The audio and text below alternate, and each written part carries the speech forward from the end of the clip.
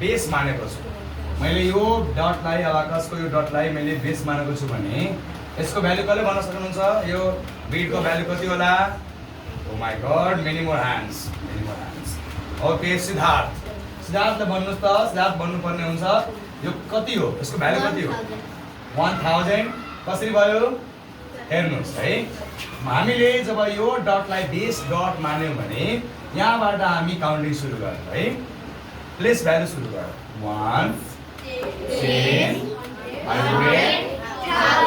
त्यसैले 1000 मा छ बुझ्नुभयो अब जुन डटलाई हामी बेस मान्छौं त्यसको लेफ्ट पट्टि हामी एड गर्दै जाम तर राइट पट्टिको हामी छोड्दै जान्छौं यो बेस भन्दा यताको भ्यालु पनि छ यहाँ दिएकै छैन दिएको भए पनि हामी त्यसलाई नेगेटिभ इन्टिजरमा लान्थ्यौं त्यसलाई हामी काउन्टिङमा ल्याउँदैनौं ठीक छ सो एडिसन सब्ट्र्याक्सन्सहरु सिक्नुभन्दा पहिला हामीले के सिक्नुपर्ने जरुरी छ नम्बर चिन्ने हैन how to identify the numbers अब यो 1000 भयो अब यो कति भयो सबैजना बोल्नु त इन लाउड भोइस कति भयो 2000 ओके अब भन्नुस् अब कति भयो टोटल भ्यालु 2010 भेरी गुड ल अब भन्नुस् त अब कति भ्यालु भयो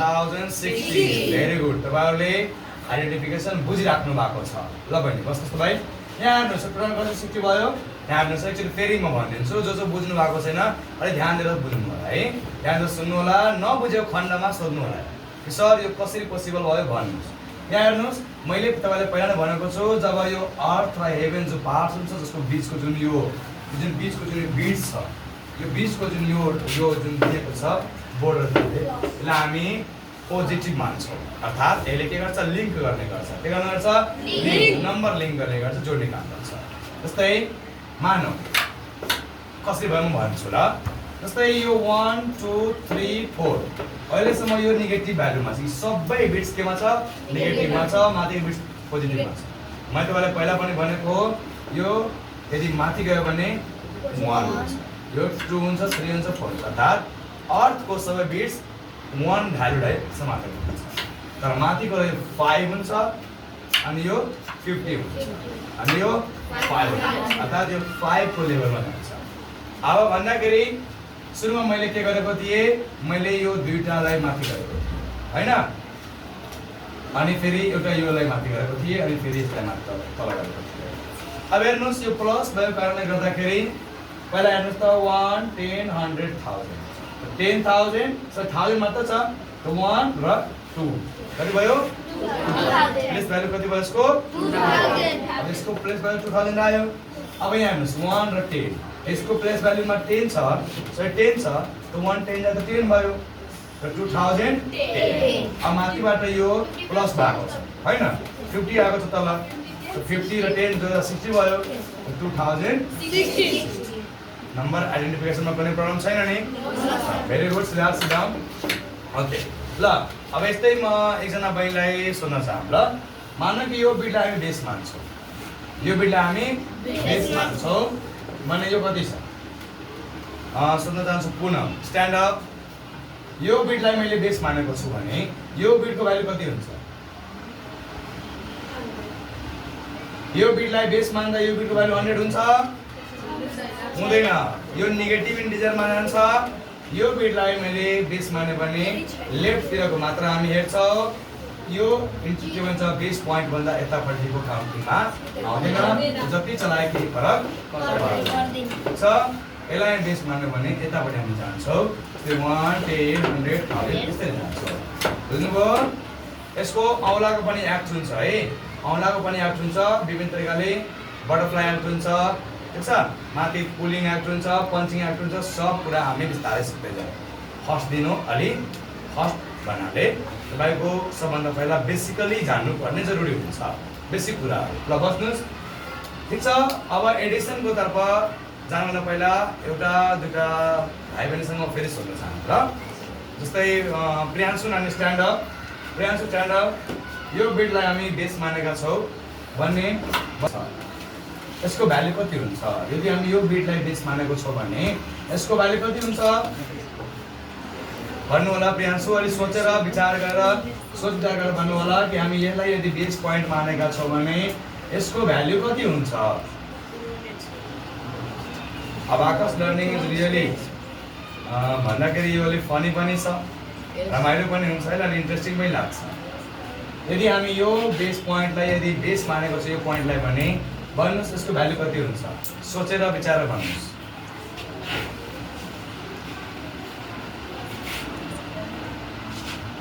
कोसिस गर्नुहोस्।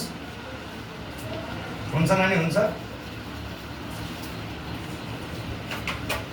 ओके, कसले कोसिस गर्न सक्नुहुन्छ?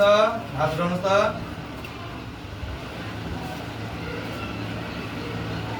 ल तपाईँ भन्नुहोस् त पछाडिबाट। सुवाल कति हो? 207। ए राइट एन्सर 207। हेर्नुहोस् हामीलाई बेस मानेका छौँ, ठिक छ? त 1 को स्थानमा कति छ? हाम्रो 1 को भन्छ नि 1 को प्लेसमा कति छ? 2 र 5। 5 to 7। यो 1 को प्लेसमा भयो, 1 को प्लेसमा 7 छ, 10 को प्लेसमा 0 छ। 10 को कति छ? 0 छ। 100 को प्लेसमा 1 र 2 छ।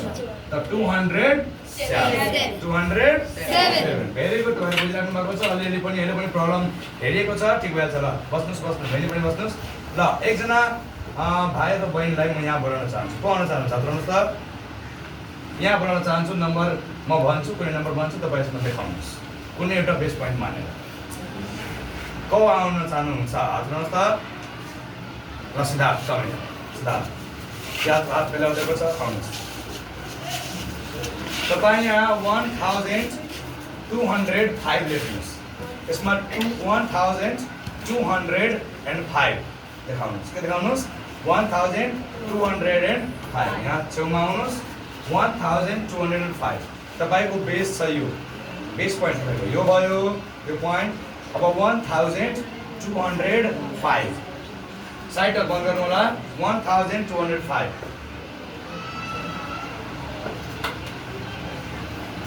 खाली एकदम सही छ। यहाँ प्लस हुनु पर्यो, प्लस हुनु पर्ने तपाईँ मिस्टेक हुन्छ। हेर्नुहोस् बेस यहाँ मान्दाखेरि 1 10 100,000। 1000 100,000मा 2 छ, त 1200। यहाँ 0 छ, यहाँ 5 छ, 1205। कुनै प्रब्लम छ?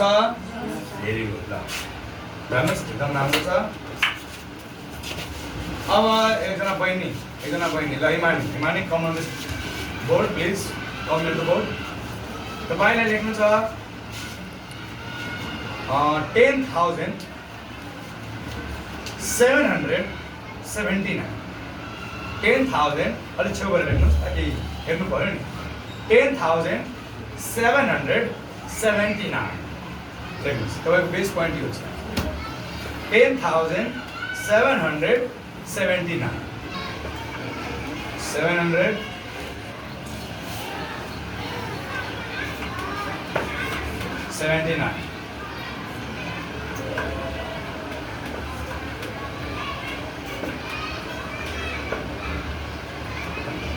एउटा गरौँ न एउटा 8,779 एकदम सही छ। ताली बजाइदिनुहोस्। 8,779 चलाउँदा पनि बेस मिलाएर चलाउनु पर्ने हुन्छ र जाँदाखेरि क्लिन गरेर एकचोटिमा 4वटा मात्रै 4वटा नउठाउनु, ठिक छ? यसको फिङ्गर याद पनि हुन्छ, म तपाईँलाई पछि सम्झाइदिन्छु राम्ररी। ल एकजना ल प्रियांशु कमेयर, प्रियांशु कमेयर। तपाईँले लेख्नु छ 5,902। 5,902 बेस पोइन्ट छ तपाईँको यो 5,902।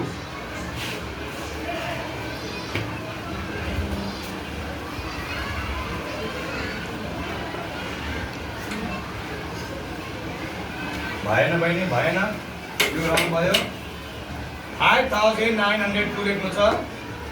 बेस पोइन्ट हामी यहाँ मानेको छौँ होइन? ल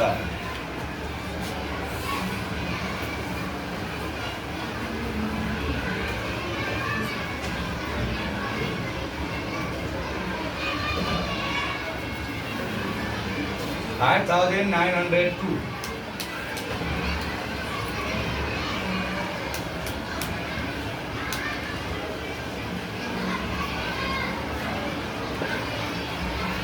टाँसिनु पऱ्यो, यसमा टाँस्नु पऱ्यो, यसमा टच हुनु पऱ्यो, टच हुनु पऱ्यो। 902